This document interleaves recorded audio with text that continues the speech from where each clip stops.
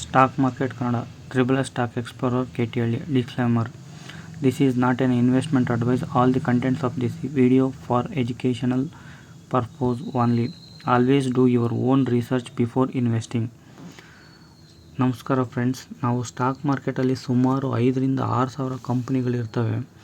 ಅದರಲ್ಲಿ ಯಾವ ಕಂಪ್ನಿಯನ್ನು ತೆಗೆದುಕೊಳ್ಬೇಕು ಮತ್ತು ಯಾವುದು ಮೇಲೆ ಹೋಗುತ್ತೆ ಮತ್ತು ಇದು ಕೆಳಗಡೆ ಹೋಗುತ್ತೆ ಅಂತ ಹೇಗೆ ಕಂಡುಹಿಡಿಯುವುದು ನಾವು ಎಲ್ಲರೂ ನೋಡುತ್ತಲೇ ಇರುತ್ತೇವೆ. ಸೊ ನಾನು ಹಿಂದಿನ ವೀಡಿಯೋದಲ್ಲಿ ನಾನು ನಿಮಗೆ ಮ್ಯೂಚುವಲ್ ಫಂಡ್ ಅಂದರೆ ಬೇಗನೆ ಮ್ಯೂಚುವಲ್ ಫಂಡಲ್ಲಿ ಒಳ್ಳೊಳ್ಳೆ ಸ್ಟಾಕ್ನ ಕಂಡುಹಿಡಿಬೋದು ಅಂತ ಹೇಳ್ಬಿಟ್ಟು ನಾನು ನಿಮಗೆ ತೋರಿಸ್ಕೊಟ್ಟಿದ್ದೆ. ಅದೇ ರೀತಿ ನಾವು ಸ್ಟಾಕ್ ಮಾರ್ಕೆಟಲ್ಲಿ ನಾವು ಯಾವ ರೀತಿ ಯಾವನ್ನ ಯೂಸ್ ಮಾಡಿಕೊಂಡು ಕಂಡುಹಿಡಿಬೋದು ಅನ್ನೋದನ್ನ ನಾನು ನಿಮ್ಗೆ ತಿಳಿಸ್ಕೊಡ್ತೀನಿ. ಸ್ಟಾಕ್ ಮಾರ್ಕೆಟಲ್ಲಿ ನಾವು ಎಲ್ಲರೂ ಒಂದು ಸ್ಟಾಕ್ಗಳು ಮಲ್ಟಿ ಬ್ಯಾಗರ್ ಆಗಿ ಬೆಳೆಯುತ್ತಾ ಹೋಗ್ತಾನೆ ಇರ್ತವೆ. ಅಂದರೆ ಒಂದೊಂದು ಸ್ಟಾಕು 200 ಇದ್ದರೆ ಅದು ಸ್ವಲ್ಪ ದಿನದಲ್ಲೇ 400 ಆಗಿರುತ್ತೆ. ಈ ಥರ ಸ್ಟಾಕ್ಗಳು ಹುಡುಕುವುದು ಹೇಗೆ? ಆ್ಯಕ್ಚುಲಿ ನೀವು ಸ್ಟಾಕ್ ಮಾರ್ಕೆಟಲ್ಲಿ ನೀವು ದುಡ್ಡು ಮಾಡಬೇಕು ಅಂದರೆ ಯಾವುದಾದ್ರೂ ಒಂದು ಕಂಪ್ನಿ ಮೇಲೆ ಇನ್ವೆಸ್ಟ್ ಮಾಡಲೇಬೇಕಾ? ಸೊ ಆ ಕಂಪ್ನಿ ದುಡ್ಡು ಮಾಡಿದ್ರೆ ತಾನೇ ನೀವು ದುಡ್ಡು ಮಾಡೋದು. ಆ ಕಂಪ್ನಿ ಲಾಭ ಮಾಡಿದ್ರೆ ತಾನೇ ಶೇರ್ ಪ್ರೈಸ್ ಮೇಲೆ ಹೋಗೋದು. ಹಾಗಿದ್ದರೆ ಶೇರ್ ಪ್ರೈಸ್ ಮೇಲೆ ಹೋಗಬೇಕಾದ್ರೆ ನಾವು ಏನು ಮಾಡಬೇಕು? ಯಾವ ಕಂಪ್ನಿಗಳು ಜಾಸ್ತಿ ಲಾಭ ಮಾಡ್ತವೆ ಅಂತಹ ಕಂಪ್ನಿಗಳನ್ನು ಹುಡುಕಬೇಕು. ಈ 5,000 ಕಂಪ್ನಿಗಳಲ್ಲಿ ಇಂತಹ ಕಂಪ್ನಿಗಳನ್ನು ಹುಡುಕುವುದು ತುಂಬಾ ಕಷ್ಟ. ಯಾಕಂದರೆ ಡೈಲಿ ಒಂದೊಂದು ಕಂಪ್ನಿ ಹುಡುಕಂತ ಹೋದರೆ ಅವುಗಳಲ್ಲಿ ಯಾವುದು ಒಂದು ಕಂಪ್ನಿಯನ್ನು ಒಂದು ದಿನ ಹುಡುಕಿದ್ರು ಸೊ 5,000 to 6,000 ಕಂಪ್ನಿಗಳಿರ್ತವೆ. ಸುಮಾರು ಒಂದು 5 to 10 ವರ್ಷ ಆದರೂ ಟೈಮ್ ಸ್ಪೆಂಡ್ ಮಾಡಬೇಕಾಗುತ್ತೆ. ಅದಕ್ಕೇ ಈ ಥರ ಕಂಪ್ನಿಗಳನ್ನು ಕಂಡುಹಿಡಿಯೋದಕ್ಕೆ ಫಿಲ್ಟರ್ನ ಯೂಸ್ ಮಾಡ್ಕೊಳ್ತೀವಿ. ಸೊ ಒಂದೊಂದು ಟೆಕ್ನಿಕ್ನ ಯೂಸ್ ಮಾಡ್ತೀವಿ. ಆ ಟೆಕ್ನಿಕ್ನ ಈ ವಿಡಿಯೋದಲ್ಲಿ ತಿಳಿಸ್ಕೊಡ್ತೀನಿ. ದಯವಿಟ್ಟು ಈ ವಿಡಿಯೋನ ಪೂರ್ತಿಯಾಗಿ ನೋಡಿ, ಓಕೆನಾ? ಸೊ ನಾರ್ಮಲಿ ನೀವು ಯಾವುದೇ ಒಂದು ಕಂಪ್ನಿಯನ್ನು ರಿಸರ್ಚ್ ಮಾಡಬೇಕಂದ್ರೆ ಆ ರಿಸರ್ಚ್ ಮಾಡೋದಕ್ಕೆ ಇವಾಗ ನಾವು ಸ್ಕ್ರೀನರ್ಸ್ ಅಂತ ನಾವು ತೊಗೋಬೇಕಾಗುತ್ತೆ. ಸೊ ಅವಾಗ ಬೇಜಾನ್ ಕಂಪ್ನಿಗಳಿರ್ತವೆ ಇದೇ ಥರನೇ. ಸೊ ಸ್ಕ್ರೀನರ್ ಅಂತ ತೊಗೊಂಡ್ರೆ ಸೊ ಅವಾಗ ಏನಾಗುತ್ತೆ, ಸ್ಕ್ರೀನರ್ಗೆ ಹೋಗ್ಬಿಟ್ಟು ನಾವು ಅಲ್ಲಿ ಕಂಪ್ನಿಗಳನ್ನು ಸೆಲೆಕ್ಟ್ ಮಾಡ್ಕೋಬೋದು. ಇಲ್ಲ ಅಂದರೆ ನಾವು ಗೂಗಲಲ್ಲಿ ಹೋಗ್ಬಿಟ್ಟು ಸ್ಕ್ರೀನರ್ ಅಂತ ಹೊಡೆದು ಸೊ ಅಲ್ಲಿ ಸ್ಕ್ರೀನರ್ ಅಂತ ಓಪನ್ ಆಗುತ್ತೆ. ಸೊ ಅವಾಗ ನಾವು ಏನು ಮಾಡ್ಬೇಕಂದ್ರೆ ಅಲ್ಲಿ ಕಂಪ್ನಿ ನೇಮ್ ಹಾಕ್ಬಿಟ್ಟು ಹುಡುಕ್ಬೋದು. ಯಾವ ಕಂಪ್ನಿ ನೇಮ್ ಹಾಕಿ ಯಾವ ಥರ ಇದೆ, ಪಿ ರೇಷಿಯೋ ಯಾವ ಥರ ಇದೆ, ಅದು ಯಾವ ಥರ ಇದೆ, ಇದು ಯಾವ ಥರ ಇದೆ ಅಂತಂತ. ಸೊ ಮತ್ತು ಇನ್ನೊಂದು ಏನಾಗುತ್ತೆ ಅಂದರೆ ನಾರ್ಮಲಿ ನೀವು ಯಾವುದೇ ಒಂದು ಕಂಪನಿಯನ್ನು ರಿಸರ್ಚ್ ಮಾಡಬೇಕು ಅಂದರೆ ಆ ರಿಸರ್ಚ್ ಮಾಡೋದಕ್ಕೆ ಇದೇ ಕಂಪನಿಯನ್ನು ರಿಸರ್ಚ್ ಮಾಡಬೇಕು ಅಂತ ಹೇಗೆ ಗೊತ್ತಾಗುತ್ತದೆ? ಈ ಕಂಪನಿಯ ಪ್ಯಾರಾಮೀಟರ್ಸ್ ಇರ್ತವೆ. ಸೊ ಗ್ರೋತ್, ಈ ಕಂಪನಿ ಚೆನ್ನಾಗಿದೆಯಾ ಇಲ್ವಾ ಗ್ರೋತು ಅಂತ ಚೆಕ್ ಮಾಡಬೇಕು. ಮತ್ತು ಪ್ರಾಫಿಟ್, ಈ ಕಂಪನಿಯ ಚೆನ್ನಾಗಿ ಮಾಡ್ತಾ ಇದೆಯಾ ಇಲ್ವಾ ಅಂತ ಪ್ರಾಫಿಟ್ನ ಚೆಕ್ ಮಾಡಬೇಕಾಗುತ್ತೆ. ಲೋ ಅಂದರೆ ಡೆಬಿಟ್, ಈ ಕಂಪನಿಯ ಸಾಲ ಕಡಿಮೆ ಇದೆ ಇಲ್ಲ ಅಂತ ಹೇಳ್ಬಿಟ್ಟು ಚೆಕ್ ಮಾಡಬೇಕು. ಈ ಥರ ಯಾವುದಾದ್ರೂ ಒಂದು ಪ್ಯಾರಾಮೀಟರ್ಸ್ಗಳನ್ನು ಹಿಡ್ಕೊಂಡು ಆ ಕಂಪನಿಯ ಸ್ಟಡಿ ಮಾಡುತ್ತಿದ್ದರೆ ಇಲ್ಲಿ ಅಂದರೆ ಯಾಕೆ ಸ್ಟಡಿ ಮಾಡ್ತೀರಾ? ನಮಗೆ ಬೇಕಾದ ಇರುವಂಥ ಕಂಪ್ನಿಗಳು ಯಾಕೆ ಸ್ಟಡಿ ಮಾಡ್ತೀರಾ? ಟೈಮ್ ವೇಸ್ಟ್ ಅಲ್ವಾ? ಅದಕ್ಕೆ ಈ ಥರ ಕಂಪ್ನಿಗಳನ್ನು ಹುಡುಕೋದಕ್ಕೆ ಸ್ಕ್ರೀನರಲ್ಲಿ ಯೂಸ್ ಮಾಡ್ತೀವಿ. ಫಸ್ಟ್ ನೀವು ಸ್ಕ್ರೀನರ್ಗೆ ಒಂದು ಲಾಗಿನ್ ಆಗಬೇಕು.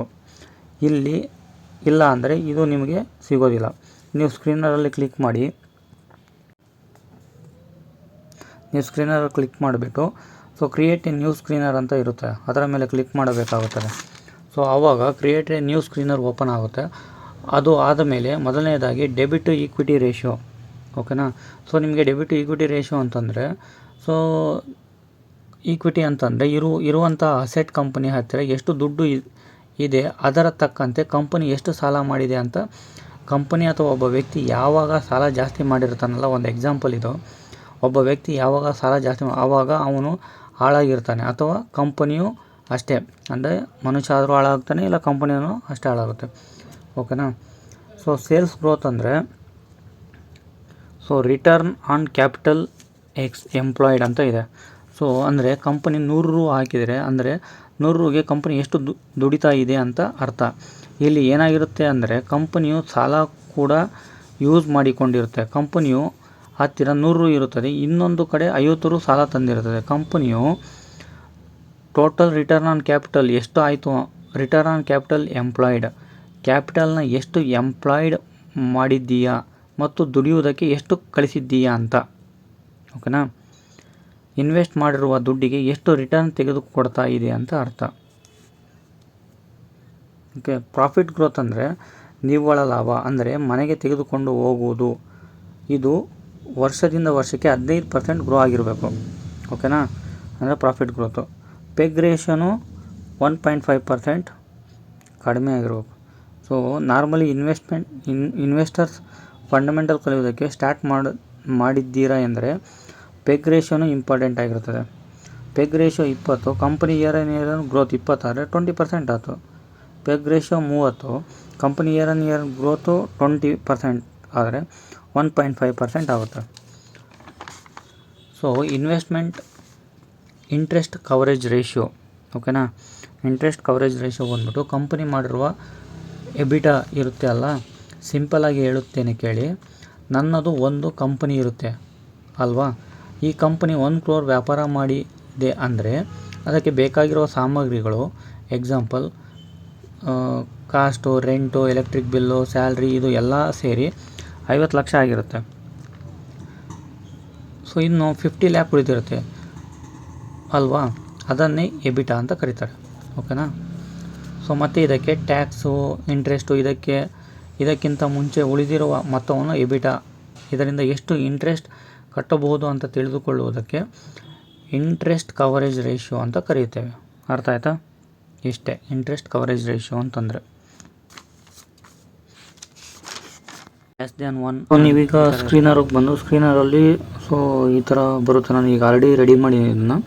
ಸೊ ಸರ್ಚ್ ಕ್ವೈರಿ ಅಂತ ಈ ರೈಟ್ ಸೈಡಲ್ಲಿರುತ್ತೆ, ಅದನ್ನ ಸರ್ಚ್ ಕ್ವೈರಿ ಅಂತ ಕೊಟ್ಟಾಗ ಸೊ ಇದನ್ನ ಇದು ಬಂದಾಗ ಸೊ ನೀವು ಅವಾಗ ಏನು ಮಾಡಬೇಕು, debit to equity greater than less than 1 and return on capital employed greater than 15%, profit growth 15%, PEG peg ratio so less than 1.5 and and ಅಂತಲೇ ಇರಬೇಕಾಗುತ್ತೆ. Interest coverage ratio greater than 3, market capitalisation greater than 1000, sales growth 13%, OPM greater than OPM 5 years ಅಂತ ಇದು ಮಾಡಬೇಕು.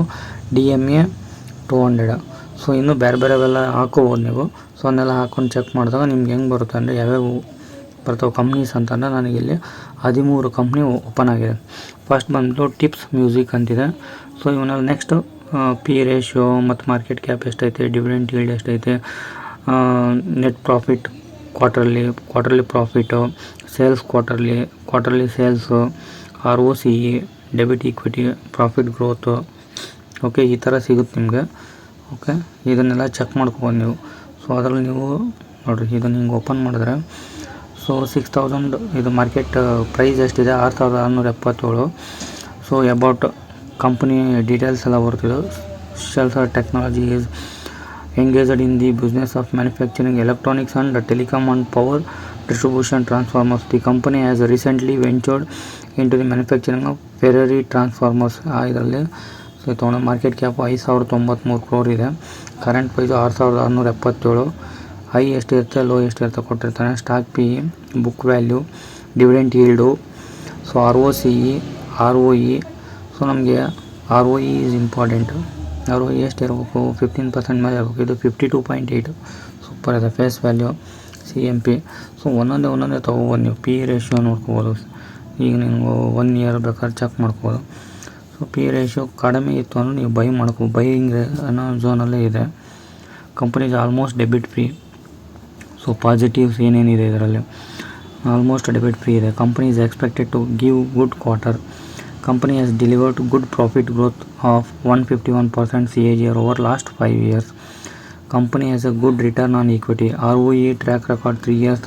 ROE 51.8% ಇದೆ. Company's median sales growth is 35.2% of last 10 years.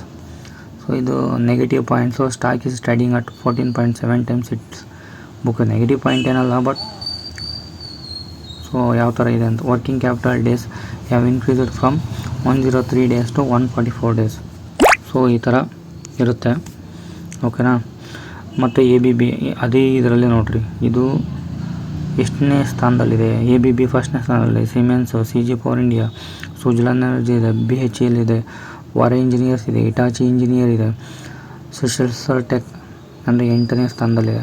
ನಾವು ಇದರಲ್ಲಿ 3 ಕಂಪ್ನಿಗಳನ್ನ select ಮಾಡ್ಕೋಬೋದು. ಚೆನ್ನಾಗಿದೆ ಕಂಪ್ನಿಗಳು. ಸೊ ಇದೇ ಇದರಲ್ಲಿನ ವಾರೆ ಇಂಜಿನಿಯರ್ಸು ಇದೆ ನೋಡಿ, ವಾರೆ ಇಂಜಿನಿಯರ್ಸು ಚೆನ್ನಾಗಿದೆ ಕಂಪ್ನಿ, ಓಕೆನಾ. ಸೊ ಆ ಥರ ಚೆಕ್ ಮಾಡ್ಕೋಬೋದು.